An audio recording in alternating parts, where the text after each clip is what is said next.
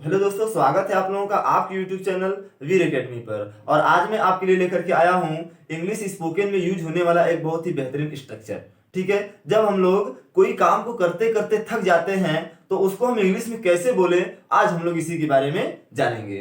ठीक है, तो देखिए सबसे पहले हमको क्या लिखना है, थक गया हूं। कोई भी काम करते करते हम जब थक जाते हैं तो उसके लिए स्पेलिंग हम क्या लिखेंगे, टायर्ड ऑफ। ठीक है, थक गया हूं का स्पेलिंग आप क्या लिखेंगे, टायर्ड ऑफ। और सेंटेंस को बनाने का स्ट्रक्चर हमारा क्या होगा, सबसे पहले सब्जेक्ट, उसके बाद वर्ब टू बी, और इसके बाद टायर्ड ऑफ और V4 यानी वर्ब की फोर्थ फॉर्म।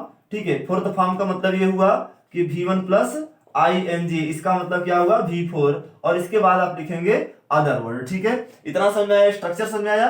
अब हम लोग एग्जाम्पल के थ्रू समझते हैं। और एग्जाम्पल में हमारा सबसे पहला सेंटेंस है, मैं तुम्हें समझा समझा कर थक गया हूं। ठीक है, तो इस सेंटेंस की बात करें तो इस सेंटेंस में सबसे पहले सब्जेक्ट क्या है, मैं, यानी समझाने का काम कौन कर रहा है, मैं। तो मैं क्या हुआ, सब्जेक्ट, और इस आई के साथ, यानी सब्जेक्ट मैं हुआ तो मैं की स्पेलिंग क्या हो जाएगी, आई, और आई के साथ हमें क्या लगाना पड़ता है, एम, क्योंकि यहां पर लिखा हुआ है वर्ब टू बी वर्ब में पता है आपको आते हैं 5 verb, is, are, am, was, were. ठीक है, यहाँ पर जो सेंटेंस है ये हमारा प्रेजेंट टेंस का, इसलिए हमने क्या लगाया, यहाँ पे एम लगा लिया। इसके बाद हमारा आ गया समझा समझा कर थक गया हूं। तो थक गया हूं, देखिए स्ट्रक्चर में हमको मिला हुआ है, वर्ब के तुरंत बाद क्या लगाना है, टायर्ड ऑफ। तो हमने लिख दिया टायर्ड ऑफ, और क्या करके, समझा समझा करके। तो समझाने का होता है मेकिंग यू अंडरस्टैंड, यानी कि आपको बता रहा है कि मैं तुम्हें समझा समझा कर थक गया हूं, मतलब मेकिंग यू अंडरस्टैंड। ठीक है, ये हुआ पहला सेंटेंस आपका। दूसरा सेंटेंस हम लोग देखते हैं, बोल रहा है कि मैं उसके बारे में सोच सोच कर थक गया हूं। ठीक है ना, जब आप भी किसी के बारे में ज्यादा सोचते लगते हैं और जब आपका वो काम नहीं हो पाता तो आप भी बोलते हैं कि मैं यार उसके बारे में सोच सोच करके थक गया हूं। तो उसके लिए आप क्या बोलेंगे कि आई एम टायर्ड ऑफ। ठीक है ना, क्या बोलेंगे, आई एम टायर्ड ऑफ। और सोचने का क्या होता है, थिंकिंग। ठीक है, तो I am tired of thinking about her. ठीक है ना, अबाउट हर। तो यहां पे हो गया आपका, मैं उसके बारे में सोच सोच कर थक गया हूं का I am tired of thinking about her. ठीक है, नेक्स्ट एग्जांपल लेते हैं हमारे पास, मैं रोज चावल खा खा कर थक गया हूं। ठीक है ना, मैं रोज चावल खा खा कर थक गया हूं। जब आपके घर पर भी डेली के डेली अगर चावल बनने लगता है तो आप भी परेशान होकर के ये बात बोलते हैं कि मैं थक गया हूं, मैं चावल खा खा करके थक गया हूं, मैं रोटी खा खा करके थक गया हूं।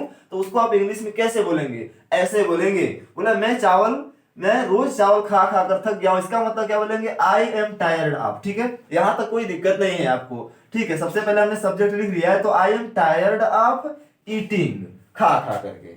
ठीक है, क्या खा करके, राइस यानी कि चावल, डेली प्रतिदिन, एवरीडे।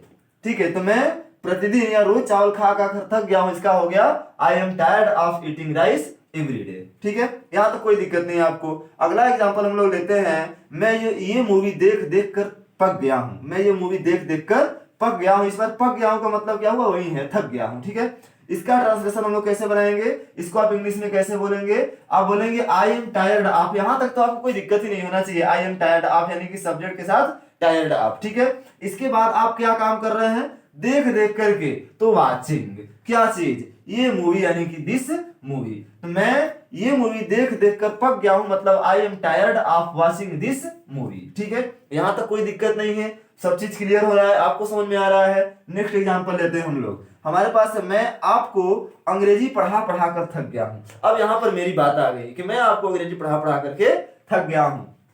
इसको आप कैसे बोलेंगे, तो आपको यहां पे बोलना पड़ेगा आई एम टायर्ड ऑफ। यहां तक आपको कोई दिक्कत नहीं है, यहां तक आपको कोई दिक्कत नहीं है। इसके बाद क्या करना है, आपको लिखना है, काम क्या कर रहे हैं, पढ़ा पढ़ा करके। तो लिख लिया आपने टीचिंग। इसके बाद इस सब्जेक्ट का ऑब्जेक्ट, इस सेंटेंस का ऑब्जेक्ट क्या है, आपको, मतलब यू, और एक और ऑब्जेक्ट है अंग्रेजी यानी कि इंग्लिश। तो मैं आपको पढ़ा पढ़ा कर थक गया हूं, मतलब I am tired of teaching you English. ठीक है, यहां तक क्लियर हुआ, सब कुछ सही है, समझ में आ रहा है। अब अगर आपको समझ में आ गया हो तो आपके लिए भी एक सेंटेंस में होमवर्क में दे रहा हूं। जैसे आपके लिए क्या सेंटेंस है कि मैं इस पाठ को याद कर करके पक गया हूं, मैं इस पाठ को याद कर करके पक गया हूं। इसको आप इंग्लिश में कैसे बोलेंगे, इसका ट्रांसलेशन बना करके आप हमारे कमेंट बॉक्स में जरूर दीजिएगा।